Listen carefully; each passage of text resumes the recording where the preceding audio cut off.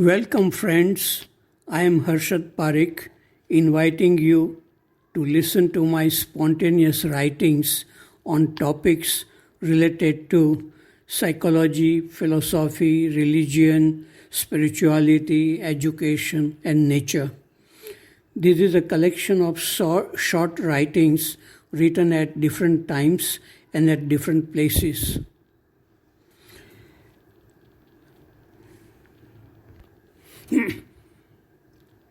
I hope you will be able to listen to these articles in aloneness and in peaceful environment.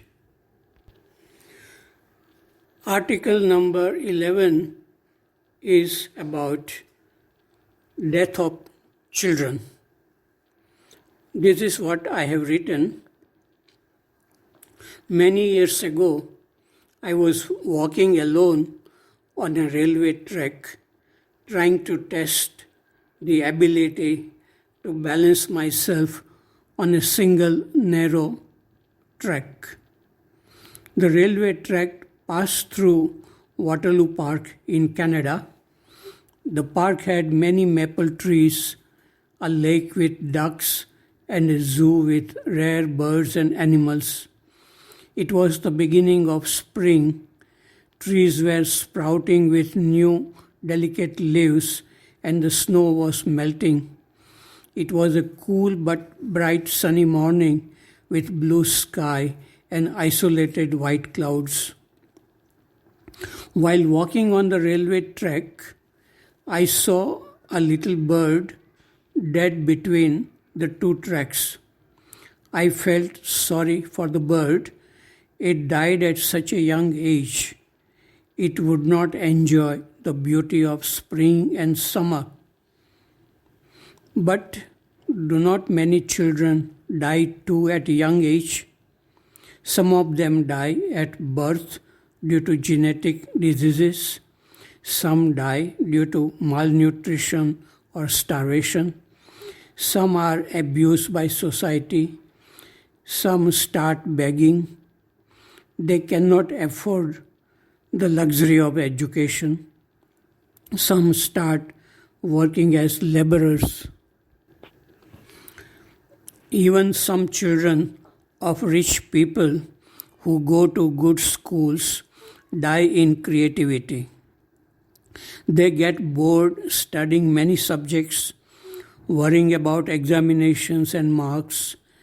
They carry the burden of knowledge and become dull. They try to escape from this burden by falling sick, becoming noisy, seeking entertainment in violent and horror films. They become insensitive to nature and values like love, beauty, goodness, innocence, honesty. Article number 12 is about moving effortlessly with the mind. This is what I have written. Kites and eagles can glide effortlessly on currents of air and can rise higher and higher in the sky. But they cannot stop in air at one spot. They have to make tremendous effort to remain at one spot in air. Our mind can also move effortlessly on currents of thinking. It is the nature of the mind to move. One has to make tremendous efforts to stop the mind, and if the mind stops for a few seconds, it cannot remain silent for long. To stop the mind with effort is a form of psychological violence. But the mind can stop by itself sometimes when it sees its own movement in motiveless curiosity. In those moments when the mind stops by itself without any effort, what happens cannot be described. Article number 13 is about Krishnamurti and Osho. A friend sent me what Osho said about Krishnamurti when Krishnamurti passed away. My friend also wanted me to comment on Osho's thoughts about K. I have read Osho's thoughts on Krishnamurti and his death. I agree with some of it, disagree with some of it. The death of JK is nothing to be said about. K means Krishnamurti lived a long life, 90 years. He talked for more than 60 years. All his talks are recorded and he had done his work. Nobody lives forever. K was very serious in his talks. There was no entertainment in it. He was saying things as they are about the deterioration in human beings, violence, corruption, poverty, psychological suffering, the cause of suffering, understanding it, and being free from the suffering. But very few people could understand the teachings, and very few could live the teachings. Effortless, ongoing awareness is the most difficult or challenging thing for human beings. Osho was telling interesting jokes, stories, and entertaining people. But he went in the wrong direction with an ego and pleasures of the senses. He told people to enjoy, and that is what people wanted anyway. He became a master, authority, giving malas with his photograph and telling his disciples that he will protect them. He exploited his disciples and lived a luxurious life with expensive cars, dress, watches, etc.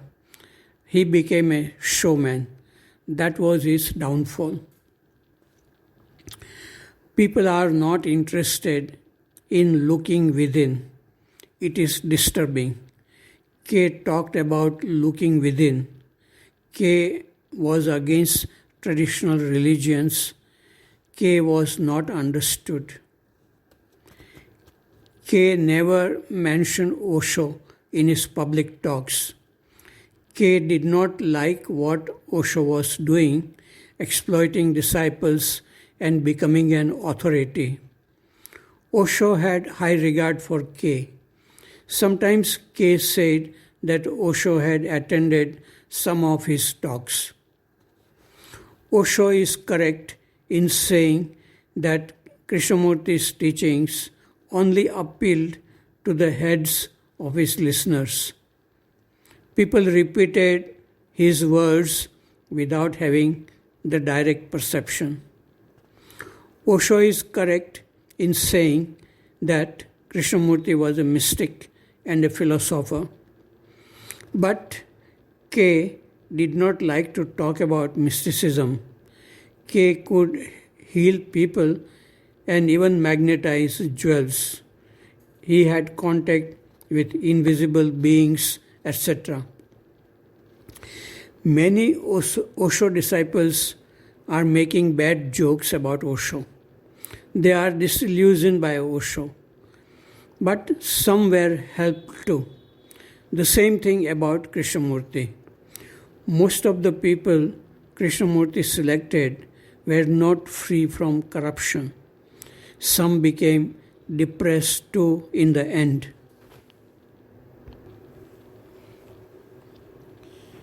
Article 14 is about the known and the unknown.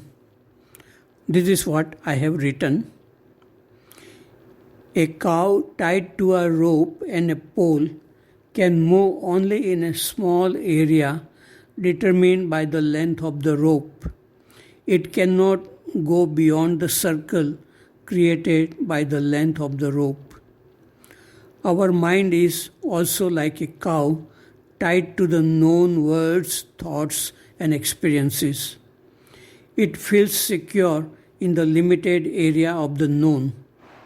But happiness or fullness is in the unknown, when the rope of words, thoughts, and experiences is broken.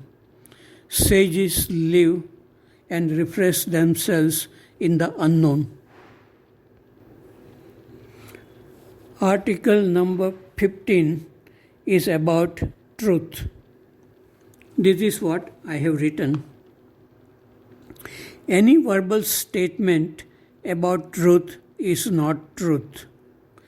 Human beings have invented this word to describe something which is indescribable.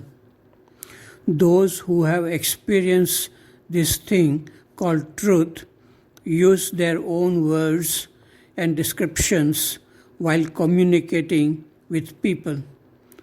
Listening to them is like listening to a person describing menu in a restaurant.